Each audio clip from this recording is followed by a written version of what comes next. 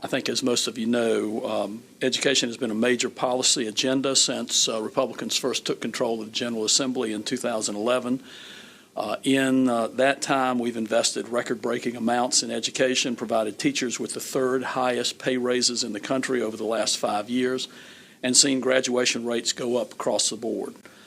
All of that while balancing the budget and reducing the tax burden on North Carolina's citizens. One major focus has been early childhood literacy. In this bill, you're going to see a lot about what's called the science of reading. For those of you who may not know, the science of reading is evidence-based reading instruction practices that address the acquisition of language, phonological and phonemic awareness, phonics and spelling, fluency, vocabulary, oral language, and comprehension that can be differentiated to meet the needs of individual students. Training teachers in the science of reading is a crucial strategy for literacy improvement. What you will not see in this bill, though, is a summer school proposal for this summer. That's because we intend to take up the House summer school bill as well. So many of our students have been struggling with virtual school. They're falling behind, and we need to do something to help them. But back to this bill. The data shows that reading comprehension by third grade has major impacts on a child's future career and post-education prospects. We launched Read to Achieve in 2013, emphasizing the importance of early childhood literacy. In 2019, we filed the Excellent Public Schools Act to address program deficiencies and expand best practices across North Carolina. That bill was a bipartisan effort employing input from a wide range of education experts. It passed the Senate unanimously and had bipartisan support in the House. With the extensive learning loss suffered by hundreds of thousands of children during the last year of school closures, I'm hopeful that politics will be set aside so critical improvements to the early childhood literacy curriculum can finally be enacted. The overarching theme remains the same. Read to Achieve is working well in some places and needs adjustment in others. We want the best policies that put North Carolina students in a position to succeed. That's our first and our only goal. If some things need fixing, let's fix them. And if some things are working well, then let's replicate those. The bill covers in-classroom instruction, reading camps, other reading interventions, data collection, and brings in higher education and pre-K communities to help ensure consistency and quality in literacy instruction through preparation programs. Let's start with the in-classroom instruction. Other states have successfully enacted individual reading plans, which are tailored teacher-student plans of action for those kids who need more help in literacy. We replicate that model here, starting in kindergarten and extending into third grade. For struggling readers, teachers will create specific plans catered to the student's particular needs. And we know that teachers can make a much bigger difference if they get some help at home from mom and dad. So teachers will inform parents of the individual reading plans. And we're setting up a digital children's reading initiative, which is an online resource for parents with free materials to help their kids. This program is based on Read Charlotte's website, which can tailor resources to focus on specific literacy problems. The bill also instructs the State Board of Education to develop literacy instruction standards for school districts. It also requires each LEA to review and modify its literacy curriculum and instruction methods to meet the standards and align with a model. That model will be an implementation plan developed by DPI. The point here is to ensure that best practices proliferate throughout the state. Next are summer reading camps, which can be an effective remedial tool for students who have fallen behind. It's important that the instructors at those camps are themselves the best and brightest. And so we incentivize educators who excel in teaching childhood literacy to be part of the camps. This proposal creates 2 new bonus programs for those teachers. Teachers that meet certain criteria, including high growth in reading based on EVOS data and work at a reading camp will receive a signing bonus. And teachers who work at a third grade reading camp will be given a performance bonus for students who become proficient in reading. It's critical here also that reading camps adopt best practices and discard strategies that just don't work. We direct DPI to work with the school districts on their strategies and then develop model standards for all literacy interventions, including reading camps. School districts will be required to submit literacy intervention plans for DPI approval and funding. As we've analyzed the results of Read to Achieve, we found that K-3 literacy instruction is not something that only happens in K-3 classrooms. Higher education, pre-K, and teacher preparation programs play a large part. This bill enhances and facilitates bringing all components of a successful reading initiative to students needing help in mastering the critical skill needed for success in education. With that, I'll pass it on to Senator Lee. Thank you. As Senator Berger just said, and as we all know, reading proficiency at the end of the third grade is vitally important to the success of students. And that's why in this bill we're establishing the early literacy program within DPI. This program is going to provide age-appropriate resources for our pre-K children, our youngest children entering into their formal education. It's also going to train our educators and administrators to work with pre-K students to ensure that the instruction is not only developmentally appropriate, but is in line with the science of reading, because as you heard Senator Berger state, that there's going to be a lot of focus on the science of reading as we get into kindergarten and beyond. So it's imperative that we start this as early as we can with our children, prepare them for kindergarten and the science of reading. It's also important, and you'll see in the bill, there's this link between the end of pre-K and as you enter into kindergarten. This program is going to set our children on the right path when they get to kindergarten, because they'll already have a strong foundation in moving into the science of reading when they get to kindergarten. Thank you.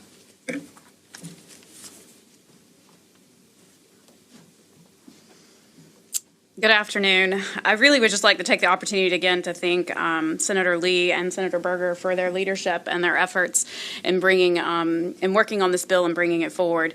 As you know, in 2019, as Senator Berger mentioned, the Excellent Public Schools Act really was a culmination of months of work behind the scenes with bipartisan members and stakeholders. Luckily, this time we didn't have to really reinvent the wheel after Governor Cooper's veto. Some of the proposals in the 2019 bill were implemented through administrative action at DPI and with the State Board of Education. One of those initiatives was forming a literacy task force between some of our education partners, the State Board of Education, the UNC system, private colleges, the community college system, and they were tasked with developing kind of a long-term plan to improve literacy instruction. In particular, the task force at UNC was pre-K through 12 literacy task force, and then the one at DPI was, that was the DPI one, and then the one at UNC was the Ed Prep Advisory Group.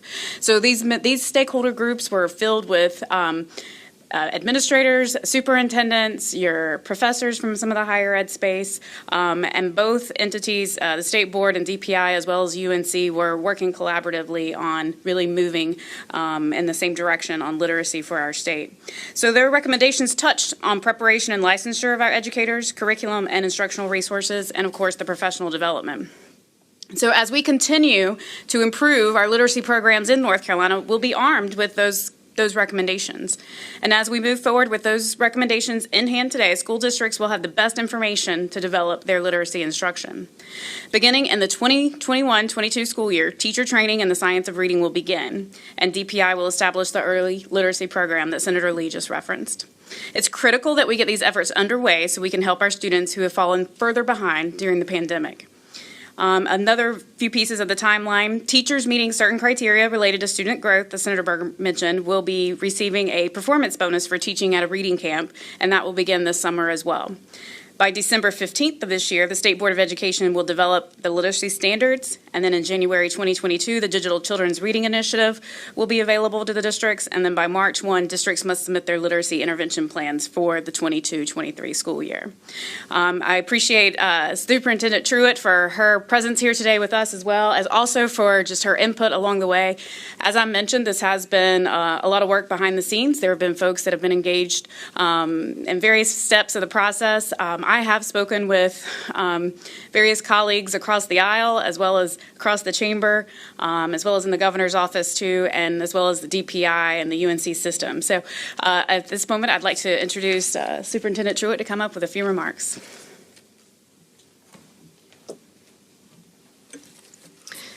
Thank you, Senator Ballard, and thank you, Senator Berger and Senator Lee, for including me today.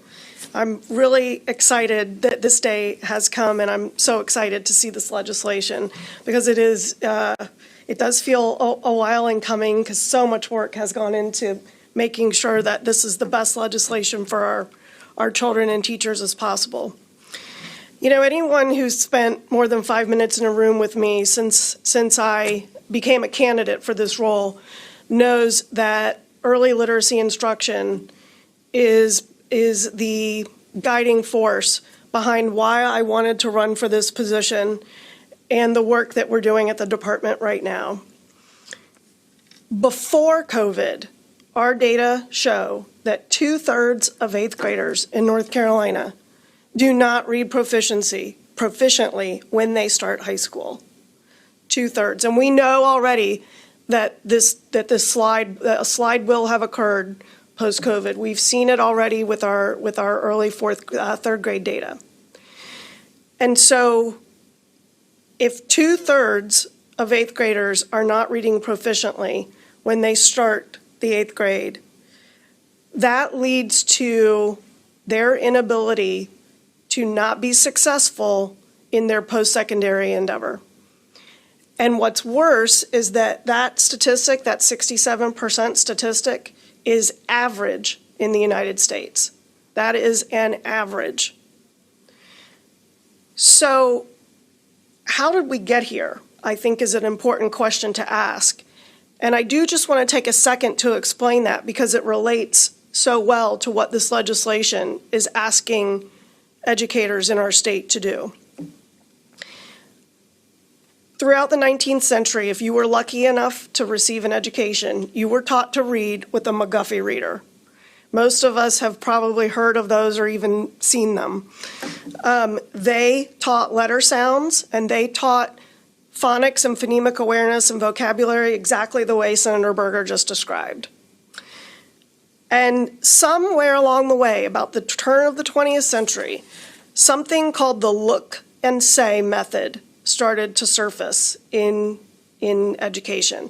And that is the idea that I point to a picture and I tell you it's a cat and I show you the word cat and you memorize the word cat because of the picture. John Dewey further developed this, and if we fast forward to the 90s, to the 1990s, by then that method of early literacy instruction became the dominant way that we taught kids how to read, despite the fact that it is not grounded in research. And now, 3/4 of teachers in the U.S. use this method to teach kids how to read. And I'm going to show you a little example here. This is my book, my favorite book from when I was little. There's a picture of a frog and a toad on the cover of this book riding a bike. There is the title of the book. If I were a typical first grade teacher, I would be asking a child to look at this picture and then try and figure out what the words say. What do these words say? What are the frog and the toad doing in the picture? And then what do you think these words are? I am not oversimplifying. This is exactly what balanced literacy or whole language reading instruction looks like. And this is how our country has reached this crisis of what is tantamount to illiteracy, and furthermore, disproportionately impacts children who are low income When Senator Berger says we've got to get rid of those things that don't work, that's what he's talking about. And teachers, through no fault of their own, have been trained and encouraged to continue to teach this way. And so what we are doing when we talk about the science of reading is not a program. It is a body of research that tells us how the brain learns to read. We are hardwired to learn how to speak. We are not hardwired to learn how to read. The brain has to work. Various places in the brain have to be firing and working at the same time in order for reading to take place. It's not a visual activity. It's a language activity. And that is why we have to get back to a phonics-based approach of early literacy instruction. This transition is going to take time. That is why this legislation is so critical, because it is committed to giving teachers what they need in order to make this transition. The department looks forward to ensuring that all districts have enough money to train their teachers. We will be using federal ESSER dollars to pay for all teachers pre-K through 5th grade to ensure that they learn the proper ways to teach students how to read. And we will be the first state to do this in coordination with our higher education partners. I'm so excited about this work. It will truly transform public education in our state for both teachers and students. Thank you so much.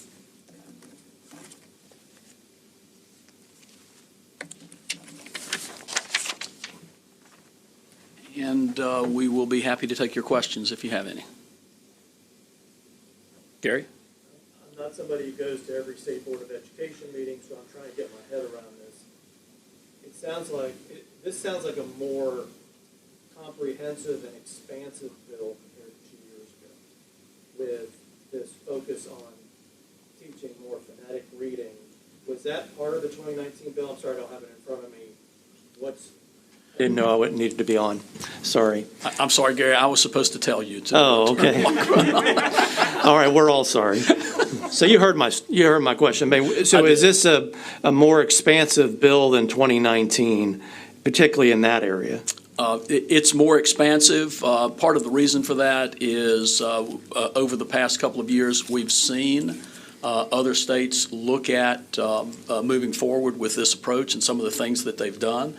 But the bill in 2019 had the IRPs in it, had a lot of the components. I would say that the 2019 bill was basically the foundation for this bill, but this bill does take it a step further. And fortunately, some of the dollars that we've received from the federal government will be able to be utilized in training teachers in moving forward with the science of reading. So I think this bill is probably a lot more comprehensive in terms of its approach. This bill also takes into account the importance of our pre-K program and provides for training for pre-K teachers in beginning the process of teaching our students how to read. But as was mentioned, it also will be the first state to take this approach and utilize the resources that are available, the intellectual resources in our university system and in our other colleges and universities around the state where our teachers actually are trained to teach. And I don't know if Senator Ballard, if there are some other things. As I mentioned, even in my remarks, I do think it's important. 2 years ago, I mean, the task force that I mentioned at both UNC as well as at DPI had not been, implemented, had not been created. So I think a lot of work's gone on in 2 years, even behind the scenes, outside the legislature, with the various education stakeholders and trying to move forward and moving the needle on improving literacy across our state. So I would just ask that you not forget about that component, because that's a very critical component, and a lot of work that's gone on from a lot of different individuals in those spaces. And I think it's important to understand that UNC also did that in alignment.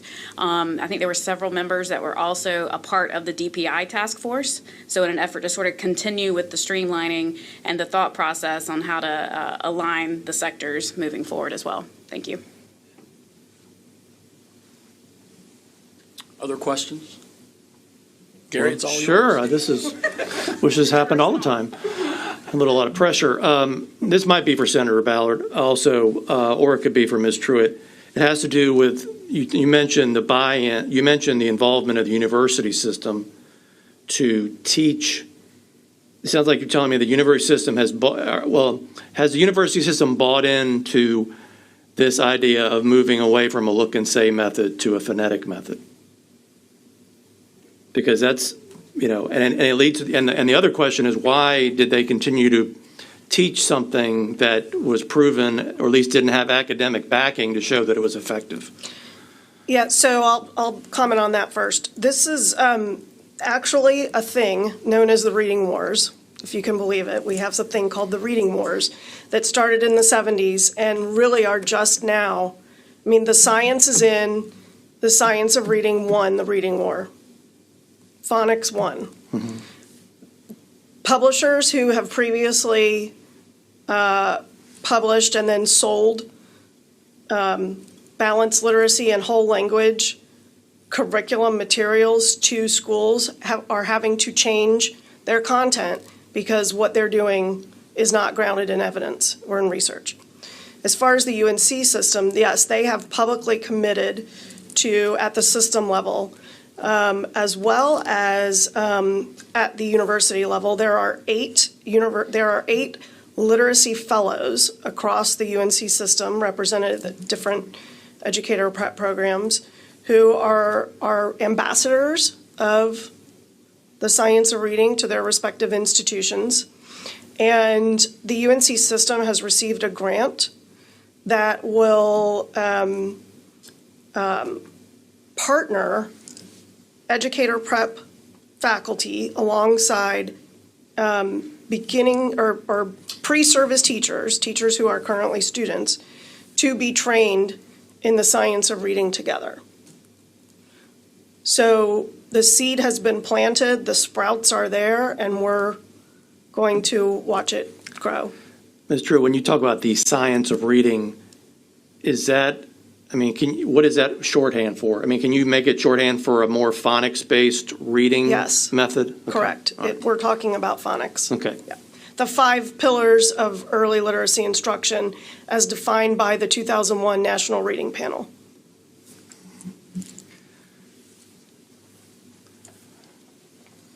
And why, Senator Berger, why do you anticipate Democratic support for this? Or were you looking actively for a Democratic co-sponsor? I guess because it goes back to, will it have enough legs to get across the finish line enough that the governor would sign it? I believe we will have Democratic support. Remember, the bill that we moved forward with in 2019 had all Democrats in the Senate voted for the bill, and a bipartisan significant majority in the House voted for the bill. So I do believe this is one of those things that should not have a political component to it philosophically.